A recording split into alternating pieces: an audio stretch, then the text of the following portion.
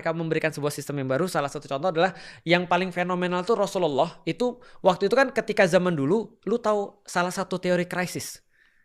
Salah satu teori krisis, tapi ini nggak umum sih, tapi ada teorinya. Krisis itu nama orang. Krisis itu nama orang. Ya, Krisisus kalau nggak salah.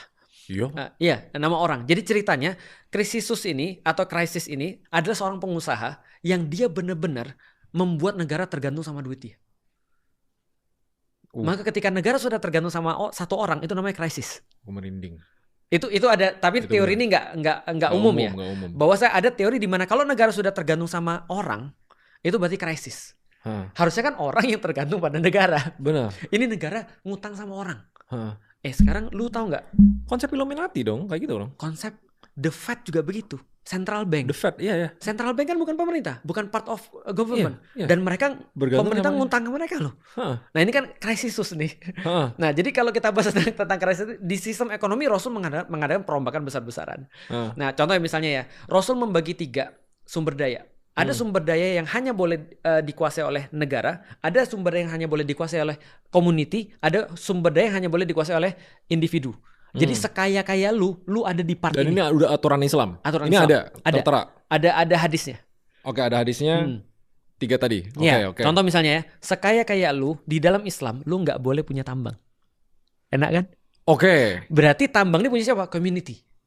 Oke. Nah, artinya community Kenapa? ini karena orang itu kalau sudah sampai menguasai tambang, itu dia menguasai hajat hidup orang banyak. Jadi sekaya-kaya lu dibatasin di sini nih. Jadi atas basis pemerataan. Dan justice. Iya kan? Iya bener kan? Jadi gini, sebentar, gue mau nanya. Lo bener dong. Gak gini. Karena yang lu ngomong tuh sebenarnya Islami tanpa lu tahu. Banyak loh kayak gitu loh, Mama masih di sini. Iya, kan ini coba ya. Lu belajar ekonomi kan? Ekonomi kapitalis. Justru itu, Adam Smith. Mereka bilang kan dalam teori ekonomi modern, problematika ekonomi itu ada 2, produksi dan konsumsi, benar kan? Benar. Maka ketika ingin menaikkan pertumbuhan ekonomi, orang harus naikin either produksi atau menaikkan konsumsi. Yang membuat kemudian jadi subprime mortgage yang ada di Amerika tahun 2008 itu kan ya. Karena konsumsi dan produksi dinaikkan. Tapi permasalahan di dalam Islam itu bukan produksi dan konsumsi. Permasalahan utama di dalam Islam adalah distribusi. Iya, distribusi, pemerataan. Makanya gue tadi merinding tuh ketika lu bilang pemerataan.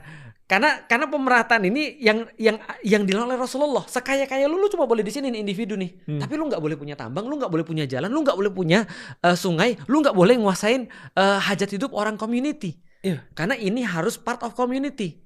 Nah, sedangkan negara cuma boleh di sini aja. Negara nggak boleh nguasain ini dan nggak boleh nguasain ini. Berarti memang core principle-nya udah diatur sama Islam. Nilai-nilainya adalah justice kan. Justice. Intinya keadilan kan. Benar. Untuk semua warganya, untuk pemimpinnya, untuk semua